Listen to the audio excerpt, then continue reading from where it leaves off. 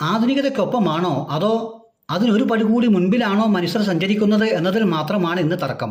അതുകൊണ്ട് തന്നെ കമ്പോളത്തിൽ വരുന്ന ഏത് പുതിയ ടെക്നോളജിയും മനുഷ്യർ ഇരു കൈയും നീട്ടി സ്വീകരിക്കുകയാണ്. എന്നാൽ നാം അതിന് വശംവദരായി എന്ന് കാണുമ്പോൾ കമ്പോളക്കാർ അവൻ്റെ വല മെല്ലെ മുറുക്കുകയാണ്.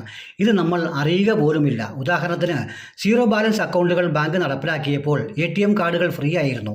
ഇപ്പോൾ ATM കാർഡുകൾക്ക് എന്തെല്ലാം ഫീസുകൾ ഈടാക്കുന്നു എന്ന് നമുക്ക് അറിയില്ല. എന്ന് പറഞ്ഞതുപോലെ ഇപ്പോൾ മൊബൈൽ നമ്പറുകൾക്ക് മാസവാടകയോ വാർഷിക പരിസംഖ്യയോ ഈടാക്കാൻ പോകുന്നു എന്നും, അതുപോലെ ദേശീയപാതയിലൂടെ നാം സഞ്ചരിക്കുമ്പോൾ സാറ്റലൈറ്റ് വഴി നാം എത്ര കിലോമീറ്റർ സഞ്ചരിച്ചു എന്ന് കണക്കാക്കി വാടക ഈടാക്കാനും ടോൾ ബൂത്തുകൾ ഒഴിവാക്കാനും തീരുമാനമാകുന്നു എന്നും കേൾക്കുന്നു. നന്നായി ഒന്ന് ശ്വസിക്കുന്നതിന് ഓക്സിജൻ പാർലറുകളിൽ നമ്മൾ കാശ് കൊടുക്കണം. എന്നാൽ ഭക്ഷണം കഴിക്കാതെ അറിയാതെ ഒന്ന് കീഴ്വായു പോയാൽ അതിനും ഇനി ടാക്സ് കൊടുക്കേണ്ടി വരുമോ എന്ന് നമ്മൾ ആശങ്കിക്കേണ്ടിയിരിക്കുന്നു എന്നാണ് എൻ്റെ ആശങ്ക.